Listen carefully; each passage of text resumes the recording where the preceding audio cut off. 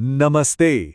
आज हम बात करने वाले हैं एक ऐसी दुनिया की जो दिखती तो नहीं पर है हर जगह, हमारे चारों ओर, हमारे अंदर भी। एक ऐसी दुनिया जो हमारी जिंदगी को ऐसे तरीकों से चलाती है जो हम सोच भी नहीं सकते।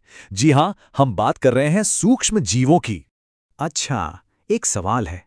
कभी सोचा है कि कैसे सादा सा दूध दही बन जाता है? या फिर ब्रेड का आटा स्पंज फूलकर इतना सॉफ्ट कैसे हो जाता है? ये तो रोज की बातें हैं, है ना? पर इन छोटे-छोटे चमत्कारों के पीछे का राज क्या है?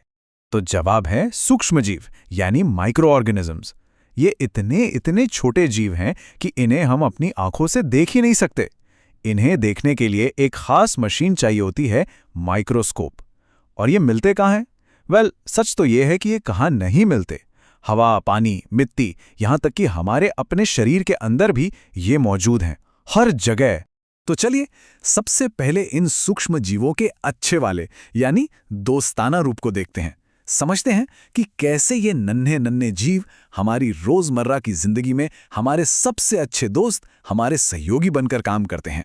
सोचकर देखिए, हमारी सुबह की ब्रेड से लेकर दही तक ये हर जगह काम पर लगे हुए हैं। कितना दिलचस्प है ना? जैसे यीस्ट नाम का एक माइक्रोब होता है जो कार्बन डाइऑक्साइड गैस बनाता है, और उसी से ब्रेड और केक एकदम मुलायम और फूले हुए बनते हैं। और दूध से दही, वो कमाल करता है लैक्टोबैसिलस नाम का बैक्टीरिया। पर बात सिर्फ किचन तक ही नहीं है। बड़े बड़े इंडस्ट्रीज में अल्कोहल, वाइन, सिरका बनाने से लेकर हमारे पर्यावरण को साफ रखने तक ये हर जगह है। ये कचरे को खाद में बदलकर हमारी धरती को भी साफ रखते हैं। और जानते हैं इस सब की समझ हमें कैसे मिली? ये एक बहुत बड़ी खोज का नतीजा है। साल था 1857 जब लुई पास्चर ने फर्मेंटेशन यानी किण्वन की प्रक्रिया की खोज की। अरे उन्होंने ही तो दुनिया को बताया कि कैसे यीस्ट चीनी को अल्कोहल में बदल देता है। और बस इस एक खोज ने खाने पीने की पूरी दुनिया ही बदल कर रख दी। पर इनका काम सिर्फ रसोई तक ही सीमित नहीं है। शायद इनका सबसे बड़ा और जरूरी काम है दवाइयों की दुनिया में। जी हाँ, कुछ खास तरह के फंगस और बैक्टीरिया हैं जिनसे बनती हैं एंटीबायोटिक्स। ये वो दवाइयां हैं जो बीमारी फैलाने वाले कीटाणुओं से लड़ती हैं और हमारी जान बचाती हैं। पेनिसिलिन, स्ट्रेप्टोमाइसिन, टेट्रासाइक्लिन, ये नाम सुने सुने लग रहे हैं ना? ये सब बहुत पावरफुल एंटीबायोटिक्स हैं। और कमाल की बात यह है कि ये सब इन्हीं सूक्ष्म जीवों की देन है। तो अगली बार जब कोई बीमार हो और डॉक्टर एंटीबायोटिक दें, तो याद रखिएगा कि असल में इन छोटे दोस्तों की ही मदद ली जा रही है। ये दुश्मन माइक्रोब्स को या तो मार देते हैं या फिर उन्हें बढ़ने से रोक देते हैं। तो अब तक तो सब अच्छा अच्छा था। हमने कहानी का सिर्फ एक साइड देखा, लेकिन जैसा कहते हैं हर सिक्के के दो पहलू होते हैं। तो अब बात करते हैं उन सूक्ष्म जीवों की जो दोस्त नहीं बल्कि दुश्मन है।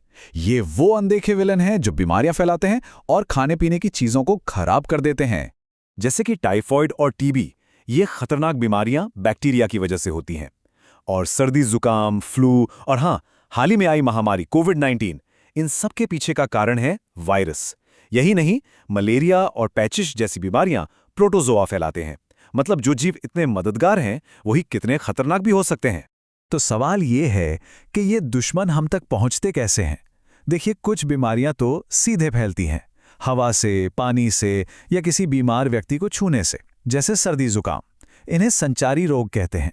और कुछ बीमारियां फैलती हैं कैरियर्स यानी वाहकों के जरिए, जैसे मक्खी कहीं गंदगी पर बैठी और फिर आकर हमारे खाने पर बैठ गई, या फिर मच्छर जो मलेरिया और डेंगू जैसी जानलेवा बीमारियां फैलाते हैं। तो फिर इन दुश्मनों से बचा कैसे जाए? इंसानों ने सदियों से इन माइक्रोब्स को चकमा देने के तरीके निकाले हैं, खासकर खाने को बचाने के लिए। तो चलिए जरा फूड प्रिजर्वेशन यानी खाद्य संरक्षण की इस कला को समझते हैं। हमारे बड़े बुजुर्ग वे बहुत स्मार्ट थे। उन्होंने देखा कि नमक लगाने से मांस और मछली जल्दी खराब नहीं होते। चीनी से जैम और जेली बनाकर फलों को बचाया जा सकता है। तेल और सिरका अचार को सालों साल ठीक रखते हैं क्योंकि उनमें बैक्टीरिया जिंदा नहीं रह पाते। और सबसे आसान तरीके, गर्मी और ठंड। दूध को उबाल दो तो कीटाणु मर जाते हैं, और खाने को फ्रिज में रख दो तो उनकी ग्रोथ धीमी पड़ जाती है। और इन्हीं पुराने तरीकों से प्रेरणा लेकर आया एक मॉडर्न तरीका, पाश्चराइजेशन। नाम मिला इसके खोजकर्ता लुई पास्चर से। इसमें होता क्या है कि दूध को लगभग 70 डिग्री सेल्सियस पर बस 15 से 30 सेकंड के लिए गर्म करते हैं और फिर फौरन उसे ठंडा कर देते हैं। इस प्रोसेस से क्या होता है, जितने भी नुकसानदायक माइक्रोब्स हैं वो खत्म हो जाते हैं और दूध पैकेट में लंबे समय तक सेफ रहता है।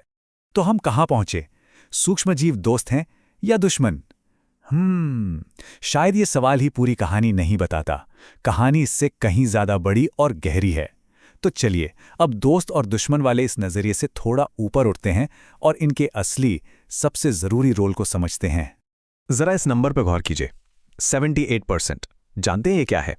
हमारे आसपास जो हवा है ना, उसमें 78% नाइट्रोजन गैस है।